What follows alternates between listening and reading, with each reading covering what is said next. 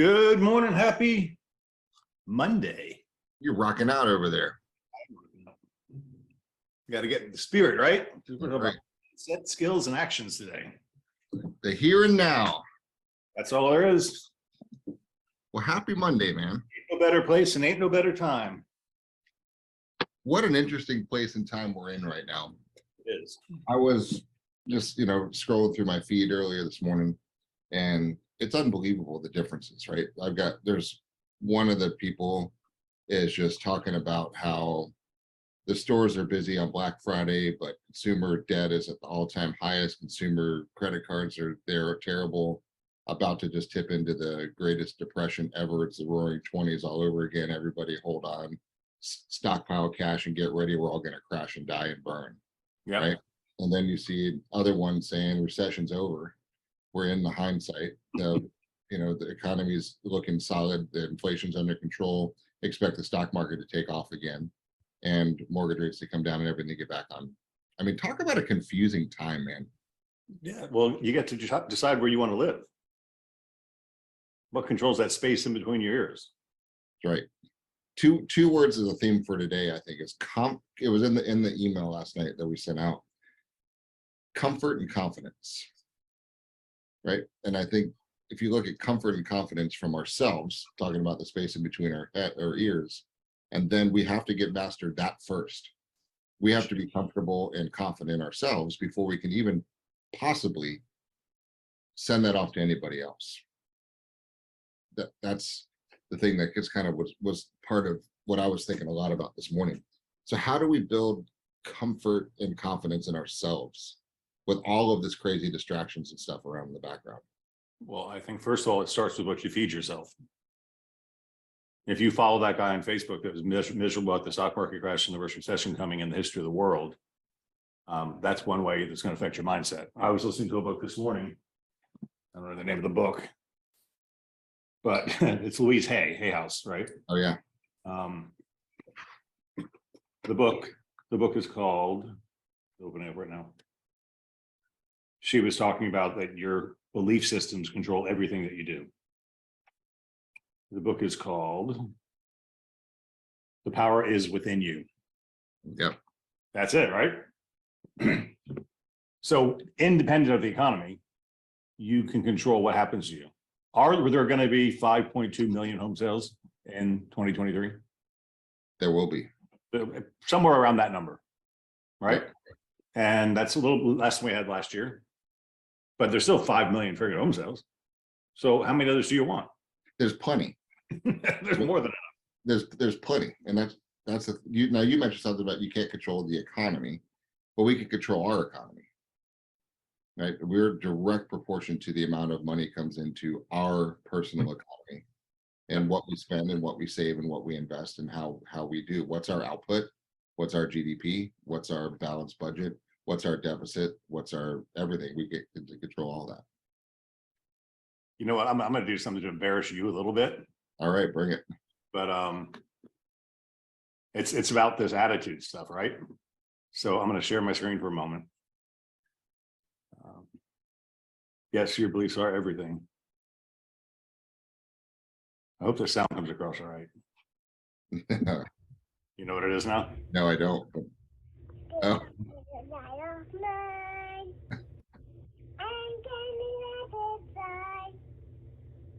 This little light of mine, I'm gonna let it shine, let it shine, let it shine, let it shine. Isn't that fantastic? That's right. That was our chorus last night. This little light of mine, let it shine, let it shine, let it shine. If we just had that innocence, right? To be dancing around saying, this little light of mine, let it shine, you should all say that every day. That's your affirmation. See, yeah, this kid's book, that was little Robbie last night. Send that over. It's cute. And I was talking to somebody this morning. I said, what a great message to tell yourself. Right? So, I mean, if you're going to tell yourself I'm fat and ugly, or you're going to tell yourself, look at this light of mine, I'm going to let it shine. Total different impact on your emotions, on the way your body feels, on everything. And the way you're perceived by other people. That's right. Because everything's energy and attention, right? Everything is energy and attention. So when Craig and I are putting together, chatting about what we're going to chat about this morning, it really comes down to this, guys. I hope you guys are realizing this, that you completely create your own reality. You completely create your place, your energy, your intentions, your mindset, your thoughts, your beliefs, your feelings, your focus, your big ass smile creator, your primary aim, whatever you want to call it. You are creating exactly what you want. It just is. So we wanted to dig a little bit more into the mindset that we need to do. Right? This is it. This is what we have to figure out. How are we going to end this quarter? How are we going to get into Q1?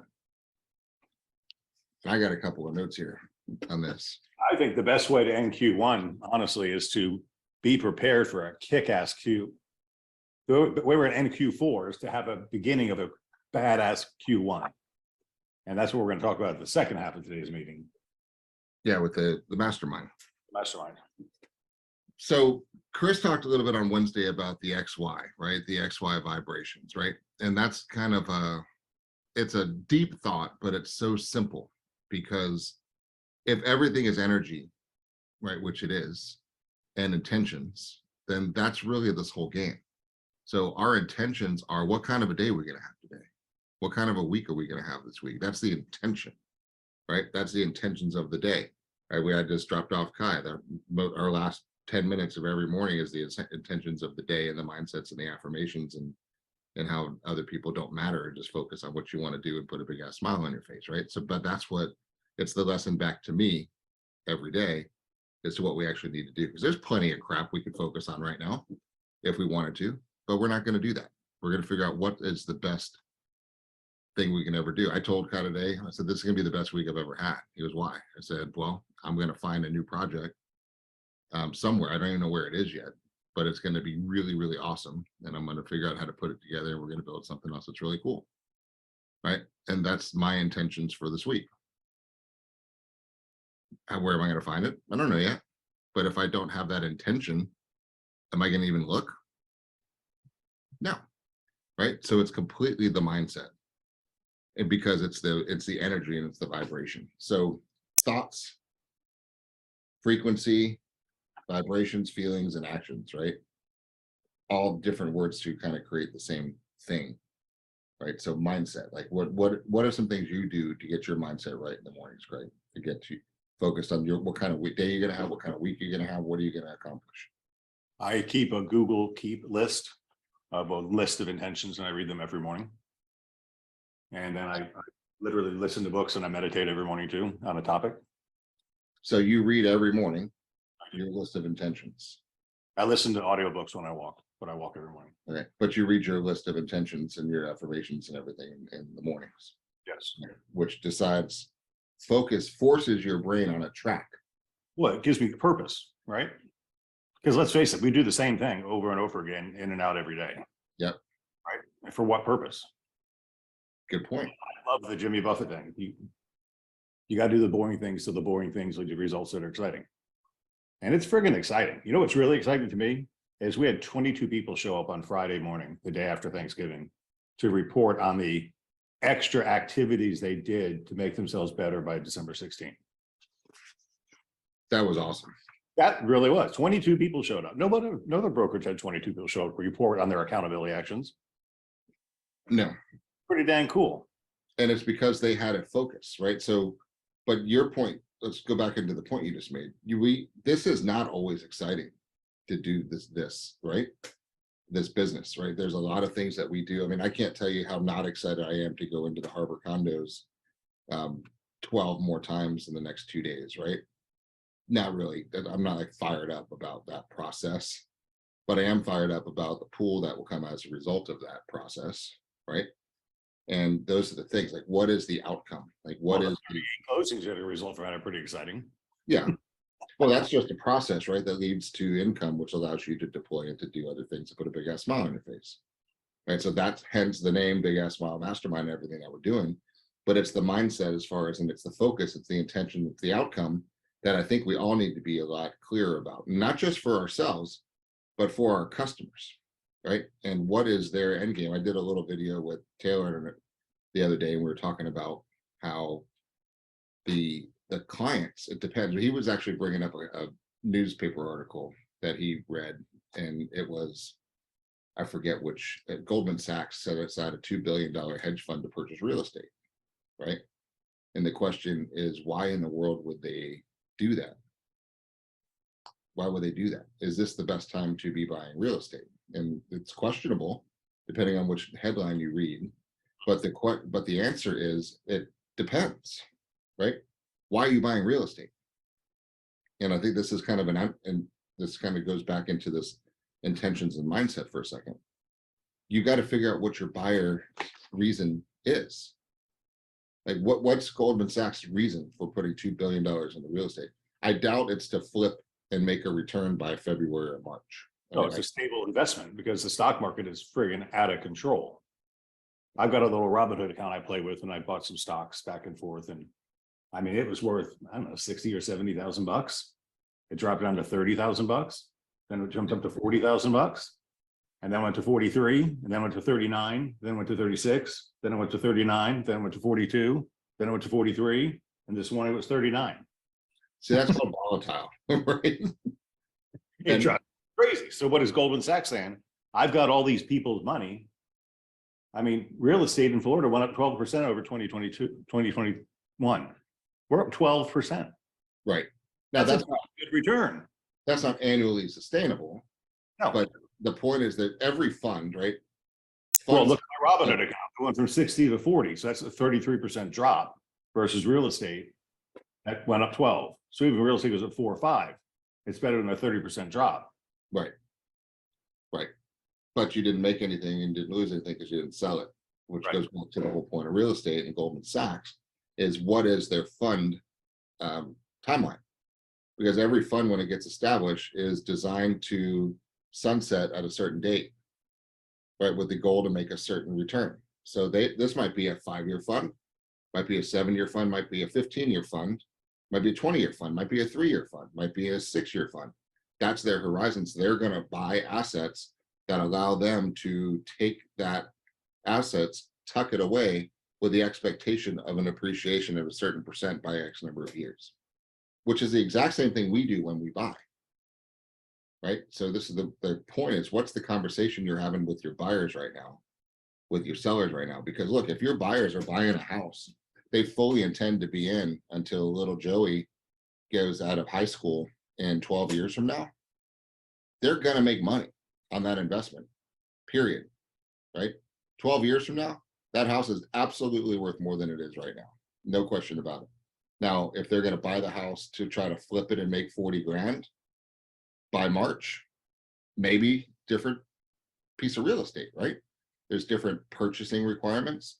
There's different cash outlays. There's different hoops to jump through. It all depends on what is their outcome, what is their time frame, and what is the whole motivation. If you go buy a house right now, depends, right? And why would you actually buy? I have a house that I really want to buy. I don't think I can buy it because the bank's not right now cooperating with it. It's a short sale situation. I don't think they're going to go through with it. So I'm a buyer.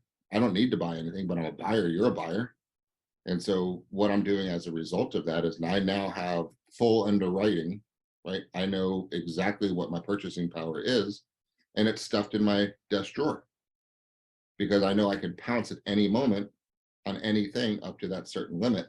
I could just go get. I don't need anybody else. I don't need to do anything else. And it's a good thing. And then now I can look at different properties and say, well, that might be a good piece of property to hold in cash flow. Or that might be a good property to flip and turn and make a little money to roll into something else later. Does that make sense? So it goes back to, what is the timeline? What is the horizon? And every one of the buyers that are in your lead follow-up system right now, like, why are they buying? What are they buying for? They're going to retire in 4 years. Do they need cash flow between now and then? Do they not care about cash flow? Is it about location? Are they worried about appreciation? There's so many questions that we need to be asking to provide those 2 words that we started out with today, comfort and confidence. And it's a lot of times we can't provide that comfort or confidence until we know what provides that for the clients that are in our mind. Well, there's some general things that you and I were taught growing up anyway. Number one, Well, this there's popped my head from a couple of minutes ago, but a piece of real estate held long enough always appreciates. I mean, that's a taping you and I have had put in our heads for decades, right? And I was thinking, I was telling a story to somebody the other day. The house I was born in Miami, you weren't around yet, was a $13,000 purchase. And then you and I and Dad took a trip to Miami and after the hurricane, after the crash, 2005. And we drove by that house and a drug deal was going down in the neighborhood. But we Zillowed the property address and that house was now $285,000. So from 13,000 to 285. And then we drove by the house on 107th Street. I waited to live in that house. It was nicer. Dad, you grew up in that house. The house was $60,000. So 4 times the cost of the other one. And we sold that in 1985. Mom and Dad sold that in 1985 for $235,000. And then I went back there after the hurricane and the house was flooded and destroyed in a foreclosure with holes in the roof. And it was still assessed at $1.6 million. And then you and I were in Miami a couple weeks ago over in that same area called Pinecrest. Mhm. And average house, not even on an acre lot, was $1.1 million, $1.2 million. So a neighborhood that was 235,000 in 1985 is now $1.6 million, right? And look what we just witnessed here. So what's our opinion on real estate? It's a good investment. It's a good investment. It's location, location, location. And part two is in an inflationary environment, what happens to cash in the bank? It devalues. Devalues, right? Because it's not growing and other goods and services cost more. But goods and services go up in inflationary times. So if you buy real estate tends to go up in inflationary times too. So your money sitting in a bank account is a pretty bad place to keep it. As a rule of thumb for me, a belief system that I carry. All right, I'm pissed off. I got a lot of cash in the bank right now. I just don't know where to put it. But driving around with you on Thanksgiving, just to deviate, you give me a tour of the Harper condos. Mhm. Guys, I will tell you, I'm a picky construction guy. They're beautiful. The finishes are perfect. The trim, the appointments, the level of finishes are much better than I expected. And I'm watching the construction of the building next door called the Residences. We drove by the Azul condos. We drove by the Pelicans. I want a Pelican. We're going to have to raise some cash and get a Pelican. Why? Hmm? Why? Well, Why? my primary aim is that passive income. You know, I'm 54 years old now. I don't want to be doing this for the rest of my life. I'd like to have some income to take care of the things I need to take care of. And real estate defines passive income because I don't have to do anything. I put a property manager to manage it and they collect the rent and then they send me a check while I'm sitting on the couch watching Netflix. So if Craig was your buyer and we go back to comfort and confidence and we're asking Craig questions with, obviously see the question I keep asking is why? What about that property is interesting to you? What about that do you like? And he starts talking about he's 54, what's passive income, doesn't want to do this forever. This provides a source of passive income, right? So you listen, pay attention because you know what provides comfort and confidence, right? And so if I can listen, that's providing confidence in me. And then if I actually pay attention, I'm going to provide comfort to him. He's not going anywhere else. He's not going anywhere else because he has no reason to, because I would be his agent. So the question, so we have to help them, walk them through the process of comfort and confidence. I took Vipka and the kids through the Harbor yesterday because they haven't seen the finished project. And I was walking out of the building, locking it up, and some people run up the front driveway. And they say, oh my gosh, are there any of these available for sale? And I'm like, no, they're all sold out. We have other buildings and everything. And they started talking and asking, and I just did what we all do and just ask questions. Why do you even want one of these? Where are you from? Chicago. Why are you here? Well, we love it here. We're going to move down here one year. We want to buy something now that cash flows or brings in some income between now and the time we're going to retire. Okay, why do you want to do that? Why here? Right. And then so they sell.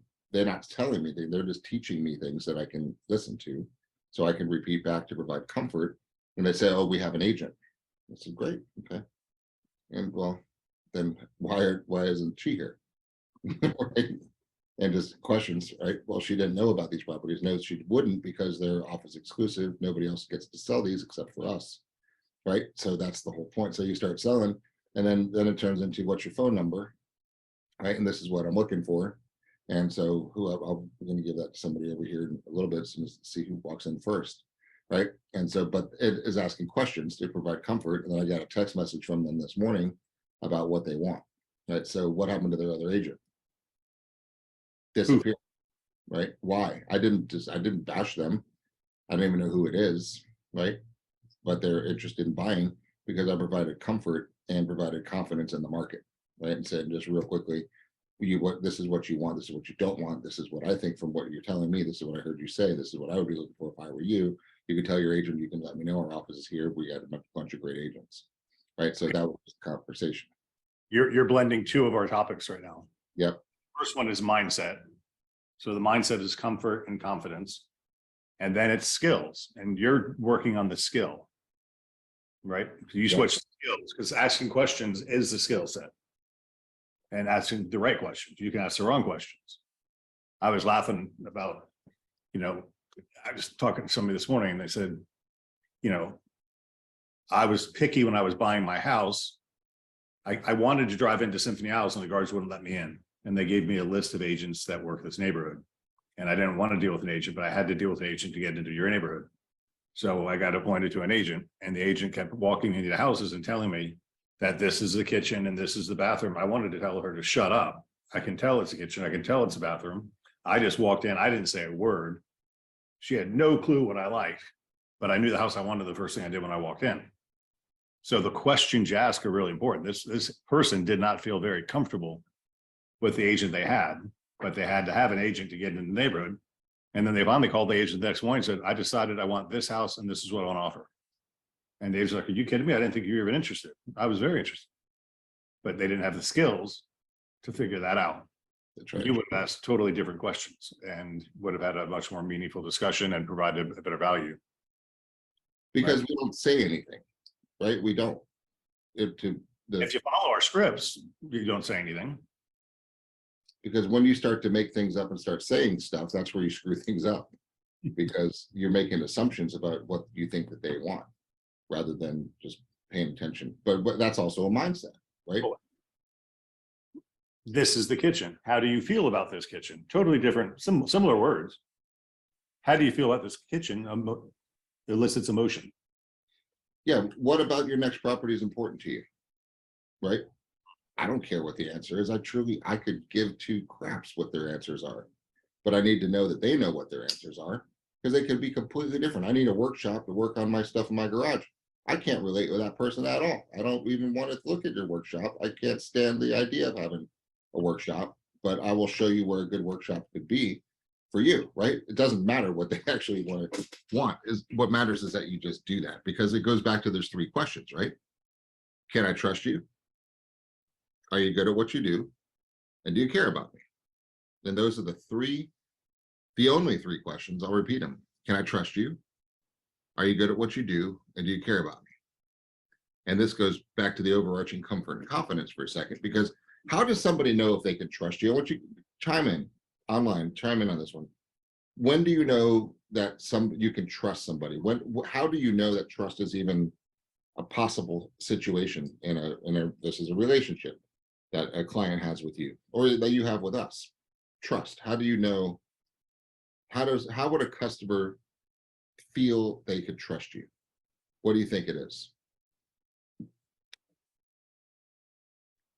What's your best guess? Some people say it happens in the first 7 seconds. Open conversations, when they're comfortable talking with you, when you're listening to you and they think they're being heard, when they ask you personal questions. Okay. All good answers. You feel it, Bob Dean. You feel it. Let's go into the feeling for a second, because you're right. Everything's energy and intentions, and you can feel trust on there, because people like people who are Like themselves. Okay. Now every one of you watching live replay, the person you trust most in life is yourself. That's just fact. You keep yourself alive. You trust yourself more than anything else on the planet. You are the most trustworthy person in the entire planet, in the entire universe, It's you. Your energy is you. There's nothing more pure than you, and you trust you more than anybody else on the planet, right? That's just a fact. Okay, so people are like themselves for that one reason, because I trust myself more than anybody anywhere. And if somebody I feel is like me, that means that they're trustworthy. Does that make sense? They trust me. I trust me. That person's like me. They must be more trustworthy than that person that's not like me. Therefore, I trust him. I like him more than the other person. Guys, we're cavemen, right? We just are. It's a trust, not trust, like, not like, right? That's just how we go through our lives. And what do we do? It's that simple. That's why when you look at the top agents, industry-wide, not even just the company, especially company-wide, those people are able to communicate and connect with people. Flat out and destroy. Bob's typing in here. Bob Dean is probably one of the best communicators around. He can connect with everybody, right? He can absolutely have a conversation and start joking around, having a good old time, and cutting up with and just making sure people have a good time, no matter what their personality style. I've watched him and dealt with him with huge spectrums of clients over the years, right? The guy is a great trust creator because he's able to communicate, ask questions, listen, and connect. You see it, Greg, in his testimonials that come across, right? I see it just when 8 clients are hugging him in the office, right? And just joking about him and calling and saying what a great agent he is. That's phenomenal. He's also a very great, skilled person with a phenomenal mindset, right? So that's the point. But people like people who are like themselves. So that's the communication aspect that we need to go through. Because if I want to build comfort and confidence in you, I have to respect you. And I believe the best respect you can give somebody is to go into neutral, pay attention to how they're acting and behaving, and present myself in a manner that is like what you are, right? That's just, it's that simple, but it's so complex. It's so complexly simple, most people don't do it. So that's really the ultimate mindset game, is you have to know what you're doing. You've got to understand your systems, guys. You've got to know what you're talking about. If you're still resisting scripts or a process of a listing process or a buyer process and trying to create it on your own, it's just stupid. There's no other way I could sugarcoat it. It's just the dumbest thing you could possibly do is try to recreate a system that already works. It just, why would you do that? When all you have to do is focus on your ability to connect and mindset with yourself and actually realize that everybody's buying. The conversation I had with these people this weekend, global macroeconomic policies didn't come into play. The guys live in Chicago and they're freezing their balls off up there and they want a place in Florida. They know the rates are up. They're still going to buy something, right? It doesn't matter. There's still 5.2 million people who are just like that person this year. There's not an extra 1.1 million there were last year because those people were buying just because rates were stupid low, right? But they're not in the game right now. But the other 5 million people are, which means there's plenty of transactions for us as long as our mindset is right, right? And our mindset is right when our confidence is right. And our confidence. Let's recap some of that because we said a lot. So mindset first, mindset, skills, and actions. Yep. So how do we get our mindset where it needs to be? Plug in. Our mindsets are pretty strong. You're going to get good news from us, factual good news, but at least a good spun version. That's a very likely outcome, right? Where else can you do it? Stop watching the news. Yes. That's just a horrible thing to do. I mean, I don't want you to be ignorant, but don't dwell on it. There's so many bad opinions with misinformation that are designed to just keep you glued in and afraid, right? I listen to XM music most of the time in my car, right? And every once in a while, it's like, I wonder what's going on the dark side, right? And I'll flip over to CNN and Fox News. I like Fox a lot better because I like that perspective, but it's all perspective. So, but I'll listen to the other ones, and you just click through, and I almost want to vomit. It's like, and 87 people were run over by a bus, and somebody shot somebody in the head, and everyone's looking for the person who killed somebody, and they're on the loose in the manhunt. Everyone's like, what the? Why would I even turn that button on? Right? What good could come out of here in any of what I just heard? And that was like a 30-second blurb. And I'm like, ah, right? Give me some margarita drinking beach music. It's a lot better from a mindset perspective. But man, that was just like a 15-second dose of I want to vomit. Some people listen to that crap all day, right? It's toxic. It's scary. Yes. So that's one thing. What else do we do? What are you reading? What are you studying? Right? It's a choice. It is. Get an Audible book, go on to YouTube, subscribe to Tony Robbins channel, right? There's so much there. You got to be careful there too. You got to Yeah. see mindset right. So that's a step number one, is pay attention and get something you believe in. And if you want to believe in doom and gloom, follow who does Dad give us all the time? Harry Dent. Yeah. Go read Harry Dent. He'll make you want to vomit too. But it's, I mean, you can wrap yourself around anything you want, but It makes perfect sense. makes perfect sense to scare the crap out of you. Yeah. Right. To make you say, no, I mean, it's just not good. Right. It's just not good. Some of the messages you can, but back to mindset for a second. How do you control your own mindset to realize that you create your own economy? Because I think that's a big point for us in this business. We really are not dependent on what's going on in the economy. We're really not. Yeah, you're not in a layoff position. We're not going to fire you. We're not going to pay you anything either, but you're not going to get laid off in real estate unless you don't go to work. You can fire yourself. How does the public feel about their job stability right now? It shouldn't be good. It should be. Ours should be. Ours is good. My belief is that I'm going to keep everybody because it's going to turn around quickly and it's going to be very expensive to replace the good people we have right now. It'll cost more to replace them in time and training than it would to carry them through a soft period. Well, let's look at that mindset for a second, because that's a mindset. We went back from the Century 21 Leadership Conference, and the summary of that was, you guys are all going to die soon. You better lay off everybody you can lay off right now. You better trim back everything you can trim back, and you better just hold on, because it's going to be a terrible couple of years. Right? That pretty much the summary? Yeah. And so it's a scarcity versus abundance mentality. It's a mindset. And we're looking at each other saying, no, right? We're not going to participate in that world. You guys have fun over in your little scarcity, I'm going to get my ass kicked little world. Just have fun over there, because we're going to grow and we're going to have fun and make money, and we're going to ride the market and just like a wave, right? We live where everybody wants to be. We live or vacation. But sometimes people can't afford to buy here as much as they used to, and there's going to be fewer transactions. So what do we need to do? We need to figure out how to get more transactions. If we as a company are going to have fewer transactions closed this year, which if we did nothing new, we would have fewer transactions closed this year. But we're not going to do what we've always done, because we don't want fewer transactions this year. We're going to grow and come up with new things that help you go do more business. So when you do more business, our transactions are actually able to go up, right? We're working on an acquisition right now to bring in a whole bunch of other cool people into the company.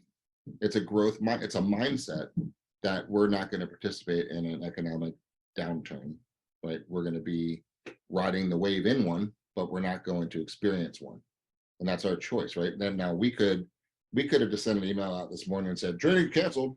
What are you guys going to do about that? But we didn't do that, because we have a good mindset and we're excited about the world, excited about the future, excited for things, put a big ass smile on your faces, which in turn puts a big ass smile on our faces, because that's a cool mindset. I know you do too. You wake up and you start thinking about this job that we have.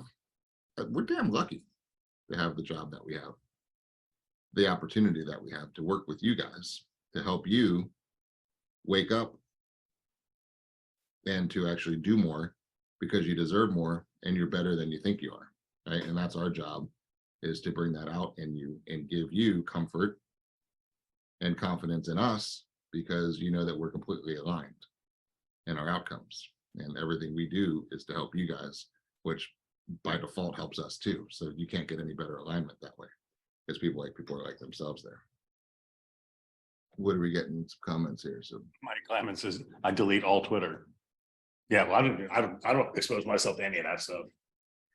well, it depends, because your Facebook and your Instagram and your LinkedIn and your Twitters and all that stuff, you create your own reality. You choose to follow who you want to follow. right? So your feed is full of good stuff or bad stuff, or positive stuff or negative stuff, right? Like-minded people or not like-minded people. And you get to delete, block, and get away from the people you don't want to be on. So my view on that is I like people that are like me. I like the people that have the same kind of thoughts, and I like their input because it's a good energy. Now, I don't like some of the people, like I saw the guy in my feed, which I did block this morning, because I don't want that poison into my head about, hey, this is happening. And I've resisted getting rid of that because I appreciate alternate input sometimes, but it's just every day about negativity nonstop and just like, haha, you're all gonna die. Just wait, I'll be right one day type of mindset. I'm like, yeah, I don't even want to, even if you're right, I don't want to be your friend. Right? So, but that's just the mindset of what we choose to do.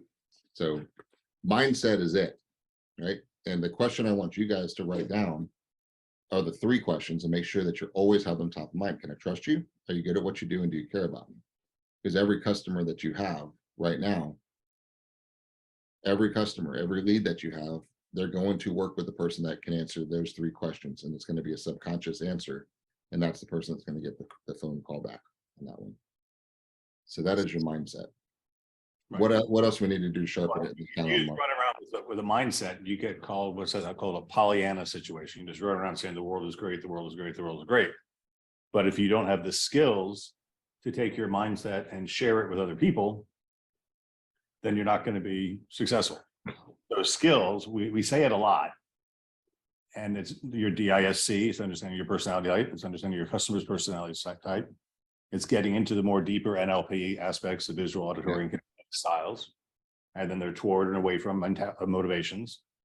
You know, I just had an example, I can't think what it is right now, but I was reading something and it was just 100% away from motivation, right?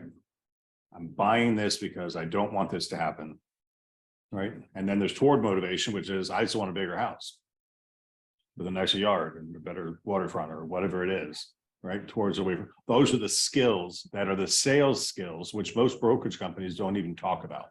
Right. Right. So that's why we're different, because we actually teach those. And guys, all this stuff is in the resource center. And by the way, I tried to log into Beggins Agents yesterday because Beggins Agents is different now. It's just got 2 buttons. Yep. One for Beggins Enterprises, one for BE3. Yep. And it wasn't live for me. Check your browser, see if it goes there. Because I tried my Edge and my Chrome and neither one went. Okay, we'll do that after this. Yeah. But yes, so all the resources are there. But there's one thing in between mindset and skill though, right? You've got mindset, motivation, skills, and actions. Right. Because you can have all the great mindset, you can read every great book in the planet. And I know a lot of people that read great positive books all the time, but they don't ever accomplish anything.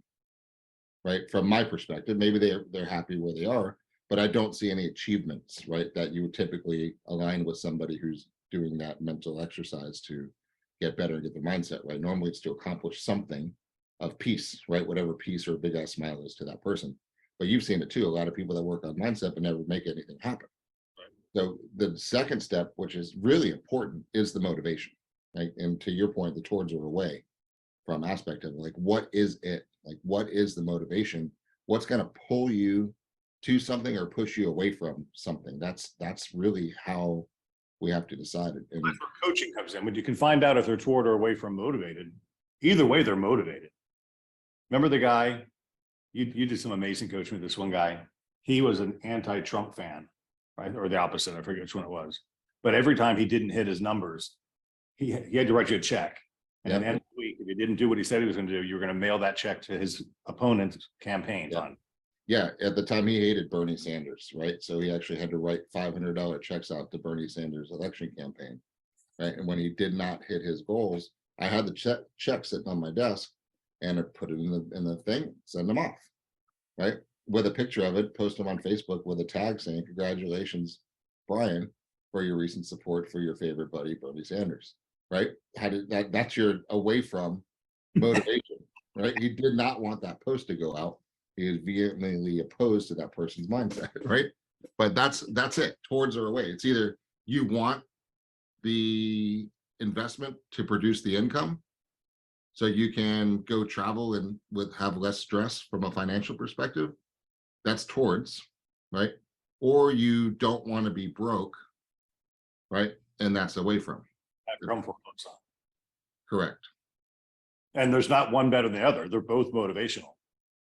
Holy And shit, if I don't go to work, I'm gonna lose my house and my relationships and all that other stuff. Versus I'm gonna go to work because I want to put a pool in my backyard. Two totally different things. And people think that they're not equal, but they're totally equal. It's what motivates you.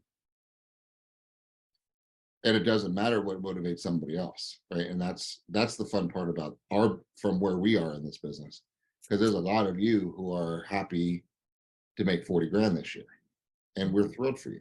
There's some of you that need that this quarter, right? And we're thrilled for you. Some of you can do that this week. That's great for you, right? And there's no judgment on that one. It's the motivation. It's whatever puts that big ass smile on your face. It's got to be the motivation. And Craig always kicks it in. You better have your 6 months reserve supply of liquid cash able to be accessed. Step one, right? Then get rid of your debt and then start saving for cool stuff that puts a big ass smile on your face, right? In that order, right? So we're depending on where you are on your motivational financial level. Figure it out. You either have your savings, right? You're chipping away at debt, or you're working on self-optimization with tweaking your house or tweaking vacations or tweaking retirements or education funds or whatever else you want, right? So we just have to keep that motivation in front of us. Is why are we doing this one? Why are we going to make phone calls today and possibly get told that we don't want what we want to have happen yet, right? From a rejection standpoint, we got to have the reason. Why do we push through? What's the reason? Why are you going to keep going? Because it's so easy to not keep going when you don't have a powerful enough reason to keep going. And it's got to be in your face, and it's got to be consistently in your face. It's got to be shared. Other people have to know that that's one of your outcome and your goals too. So you can have people that remind you and kick your ass and pat you on the back and keep you focused, because this is not easy, guys. This is not a simple business. This is a mental game of major mental toughness. And most people do not have the ability to go through it, right? They don't. I mean, guys, how many times have you really had struggles in this business and like, screw it? Like, I bet you every one of our top producers almost quit several times in this business, right? And you've had it. We've had the crying in my office right here. This thing gets used a lot, right? Because this business is tough and there's tears, right? When you care, and you've got to get going to get to the thing. So if you need help from a motivation standpoint, you need to reach out to us or your managers and saying, I need some help and motivation to get to where I need to go. So you've got the mindset, you got the motivation, and now you have to have the skill. What Craig was talking about. And then we got to get to the actions. Right. And I'm really, we all want to take the path of least resistance. Right. So let's talk about the mastermind a little bit. We had to do something last week. That was pretty damn simple. Right. Make a video text and send it to the people in the contacts in your phone. Yep. Right. And some people did it and some people didn't do it. And the people who didn't have a second chance to do it by today. And I know some of them did because I got notes, but I used Jackie's. Jackie did 150 text messages in 2 hours. I mean, she did a video with my phone. Hey guys, it's Jackie. I just want to say, this time of year, how grateful I am to have you as a customer. And I really wish you the best of the holiday season. Just wanted to say that. Boom, done. Copy. A, paste, B, paste, C, paste, D, paste. Just did that for an hour and a half and sent 157 of them. All right. And what happened? She got a listing and potentially a big portfolio to list. She got top of brand name awareness, top of mind awareness. People are now thinking about her. And how powerful is that as we go into the holiday season? Hell, I got 4 parties to go to this week. Right. And guess what we're going to be talking about? Real estate, because that's what I talk about. All right. And they're going to talk about real estate, and I'm going to talk about real estate, and I'm going to tell them the real estate market is great. They're going to think the world's coming to an end, and I'm going to give them all the reasons why it's not. And then when they want to have good thoughts about real estate, they're going to call me. Yep. Right. So by becoming top of mind or by attending parties and talking about real estate, you get up there. And that's it. All we got to do is talk to people. So that's the actions part. So mindset, skills, motivation, and action. You got to take the action. I wrote down just some action items, and some are going to resonate with you and some won't. But for sale by owners, are they good? What's your belief system, your mindset about for sale by owners? They hate us. They don't want to do with us. They don't want to do with realtors at all. Or they're smart. Who wouldn't try to sell their house on their own to see if they could skip 6% of the commission? Or they're interviewing for the most aggressive agent in the neighborhood. I'll never forget this story. I had a customer, his name was Jeff All, and he bought a house at 906 in Minnie Beach Lane. And he drove into town one day from Bel Air Beach, and I sold him a lot and a half. And he used my builder to build his house. And it was like a $900,000 deal back then. And he says, you know, I'm going to need you to sell my house. Do you have an agent you can recommend?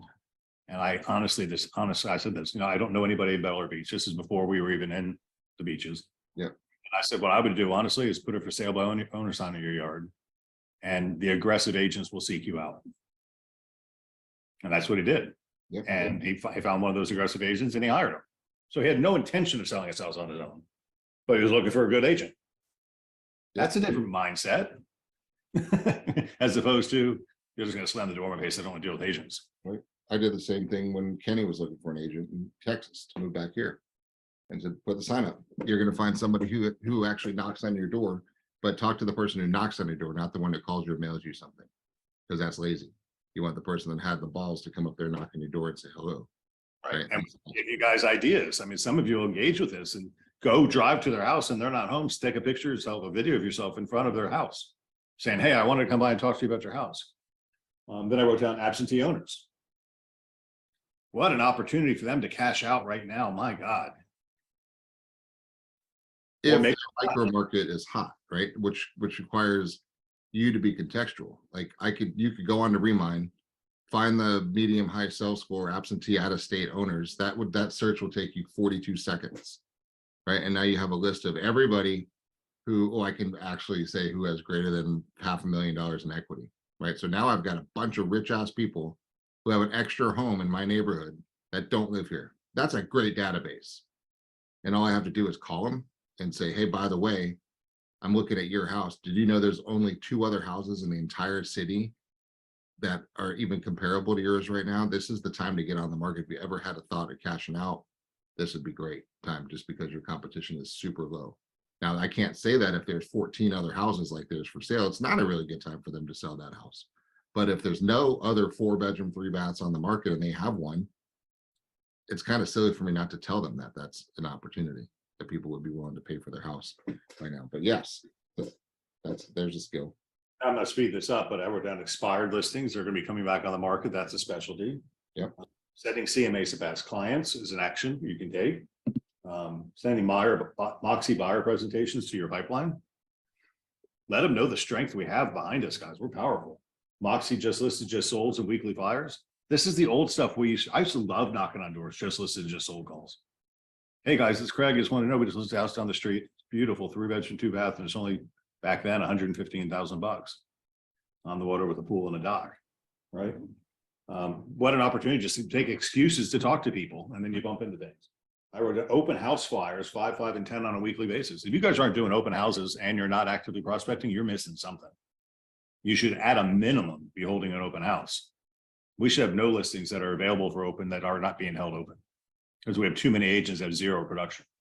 Yep. And your whole goal is to acquire contacts that you can market to, so when they're ready to buy, they buy from you. Mm-hmm. RSP mailings, if you want to spend some cash. Specific mailings targeted consistently to an area is a great thing to do as an action. Using the wizard articles to send to your past clients. Private Moxie invites for something. I can't read that. 3 daily social posts. Follow the social marketing guide, the daily marketing guide. But do that consistently. That's a pretty, if I were a social media guy, that's the way I play the game.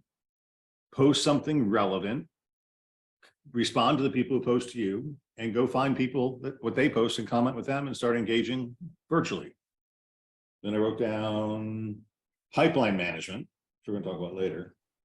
But that's huge. You know, people, leads, we all like to pick low-hanging fruit or cherry pick, right?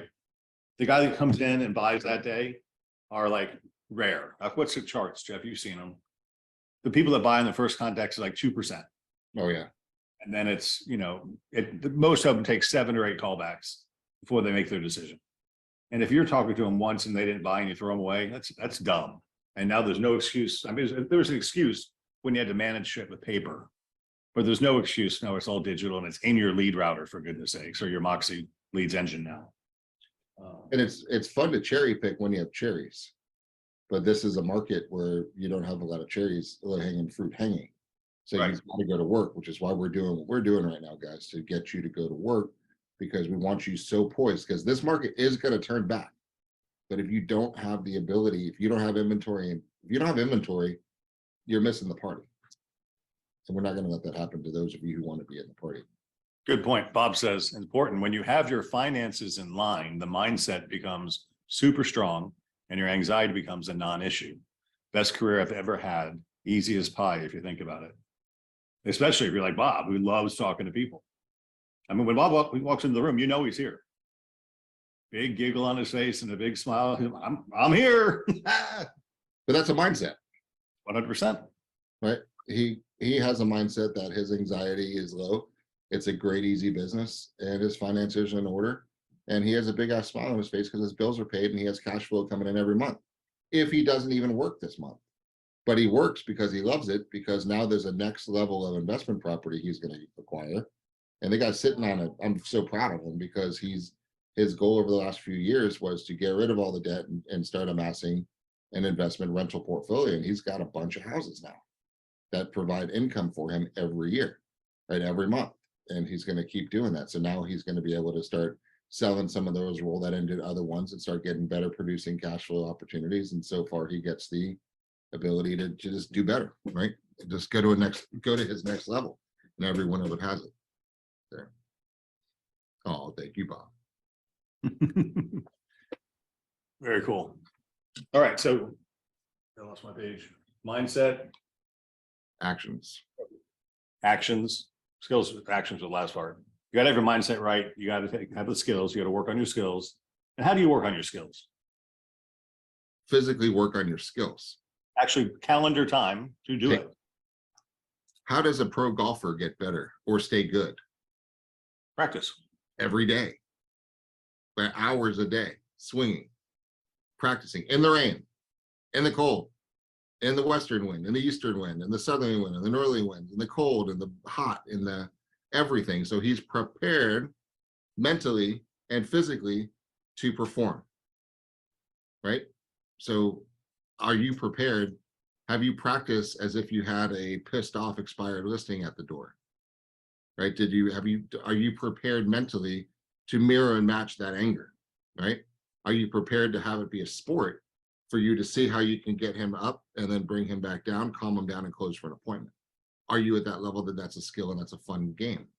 Right? If you're not, there's a next level for you.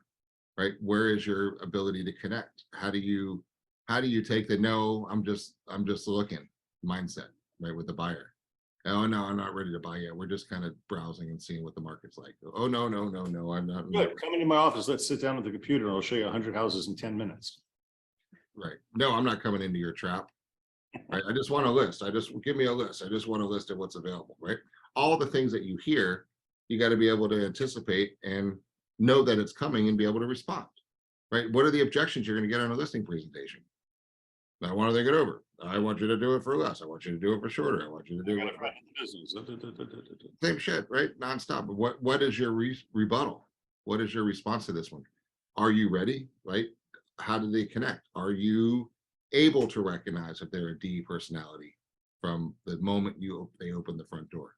Can you tell from their handshake? Can you tell from their eye contact? Can you tell the colors that they're wearing when they dress? Can you tell from their car? Can you tell from the magazines on the coffee table? Right? Can you talk about, well, how are they? Well, how are you going to relate with them? Did you do your research on their LinkedIn profile or their Google search before you showed up to give you a clue that they're a data analyst for Jabil Circuits, right? Maybe they want to see some data, right? It's not hard. Just do a little bit of research to figure out your process and the skills. So, right? How are you? Like, really, honestly, how ready are you? How ready are you?